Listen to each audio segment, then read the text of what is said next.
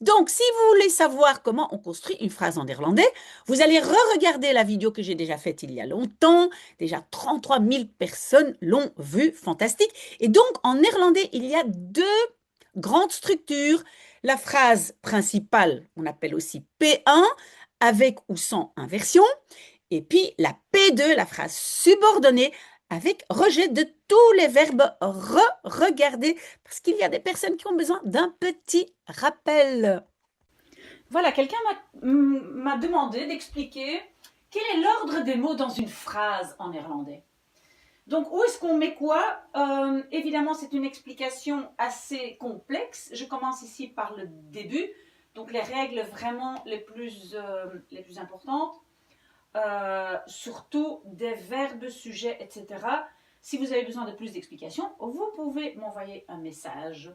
Donc, on doit d'abord faire la différence entre une phrase principale et une phrase subordonnée.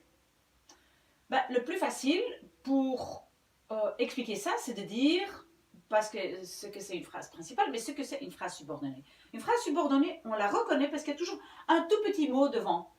Dat, omdat, als, want, toen.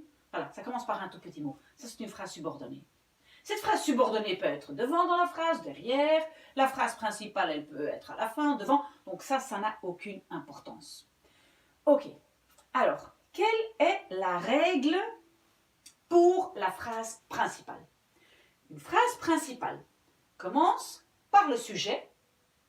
Je mets un verbe devant, puis je mets tout le reste et je mets un verbe derrière. Ça, c'est le plus important pour la phrase principale. Sujet, un verbe devant, un verbe derrière. Ok, je donne un exemple. Ik ga morgen om 6 uur opstaan.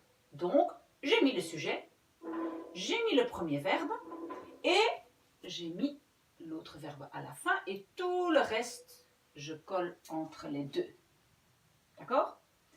Vous avez déjà compris que, enfin je ne sais pas si vous avez déjà vu ça, mais il y a ici une particule séparable. La particule séparable, c'est quelque chose qu'on n'aime pas beaucoup, c'est compliqué, mais c'est en fait un petit mot qui pourrait se séparer du verbe, qui peut être utilisé seul. Donc le mot hop peut être utilisé seul, donc on appelle ça une particule séparable. Pourquoi j'ai laissé la particule séparable avec le verbe? Parce que j'ai déjà un verbe devant. Donc j'ai un verbe devant, je mets tout le reste, particule et tout ce qui appartient au verbe, je mets à la fin. D'accord? Ok, tout le reste, tout ce qui n'est pas les deux verbes, je mets au milieu. Ok. Deuxième exemple. Ik sta om 6 uur op. Écoutez, j'ai de nouveau le verbe opstaan. Opstaan, mais maintenant, voilà. Le op, je ne le laisse pas ici parce que j'ai toujours envie d'avoir un deuxième morceau à la fin. Comme c'est le présent et je n'ai que le mot opsta, eh bien le op, je le mets derrière. Donc on va toujours essayer, si possible, en néerlandais, avoir deux morceaux du verbe. Un devant, un derrière, si possible. Si maintenant ici, je n'ai pas un verbe à particule séparable, j'ai rien derrière. Mais ici, j'avais le petit op, il vient derrière. Donc j'ai de nouveau sujet, un morceau du verbe, tout le reste et le deuxième morceau du verbe. Ok. Maintenant, la même chose au passé composé. Ik ben om 6 uur opgestaan.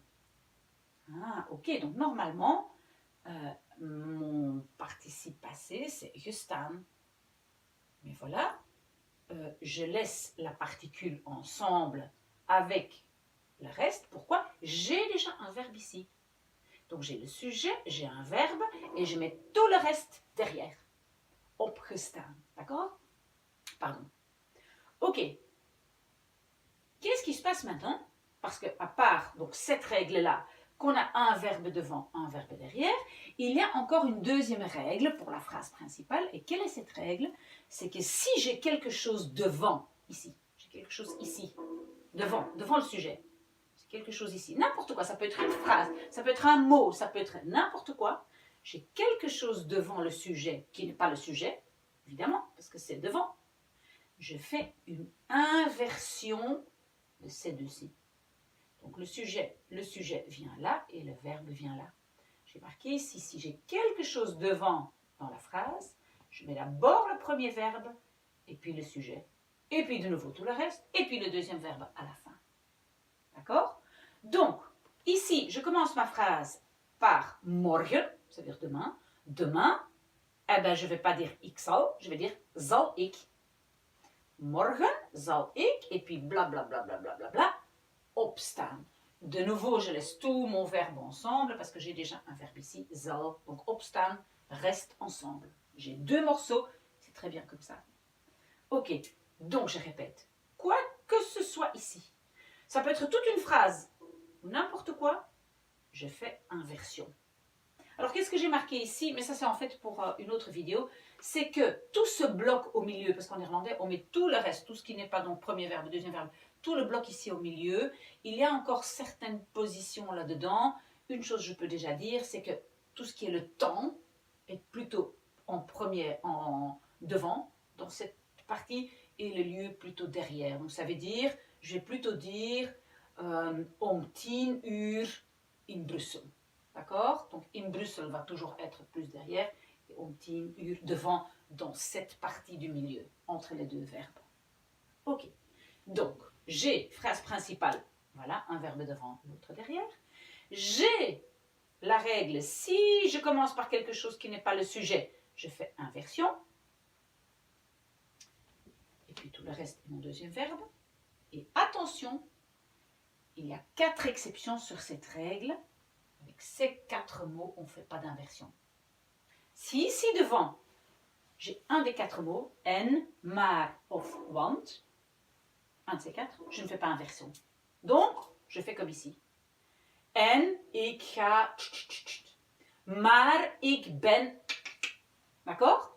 Donc, quelque chose devant inversion, sauf ces 4-là. En of maar want. En, maar of want, comme vous voulez. Les 4, il faut les retenir. Ok. Alors, quelle est la règle? Parce que tout ça, c'est phrase principale.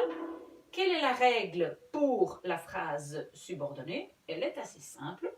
Je mets mon petit mot qui introduit donc la phrase subordonnée. Souvent, c'est dat ou on dat.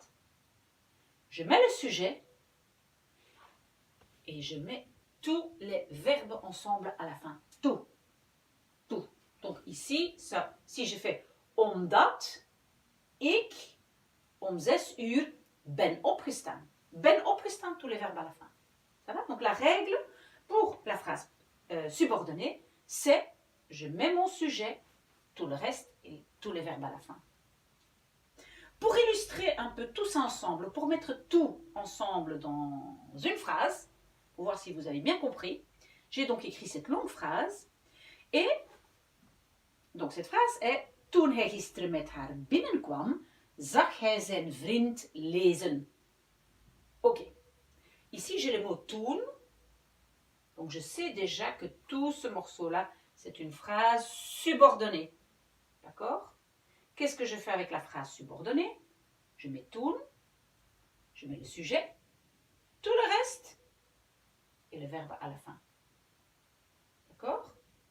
Le sujet ici et le verbe à la fin. Et tout le reste entre les deux. Ok, ça c'est la phrase subordonnée. Je le sais parce que ça commence par toen. Mais maintenant, ça c'est ma phrase principale. Est-ce qu'il y a quelque chose, parce que le sujet est, le sujet de ma phrase principale est, est-ce qu'il y a quelque chose devant qui n'est pas le sujet? Oui, une phrase complète. Donc ça veut dire, j'ai dû faire une inversion. Je n'ai pas écrit hij zag, j'écris zag hij, j'ai fait une inversion parce que j'ai quelque chose devant qui n'est pas le sujet, même si c'est toute une phrase subordonnée. D'accord? Donc, zag hij zijn vriend lezen. Ah, très bien. J'ai un verbe devant et j'ai un verbe derrière. Ça, c'est la règle de la phrase principale. D'accord?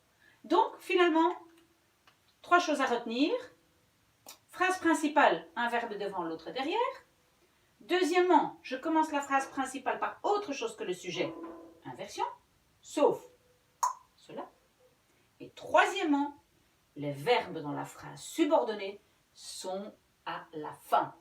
Que ce soit 2 verbes, 3 verbes, 4 verbes, tous les verbes à la fin. Si vous avez une autre question, faites-le moi savoir. Merci.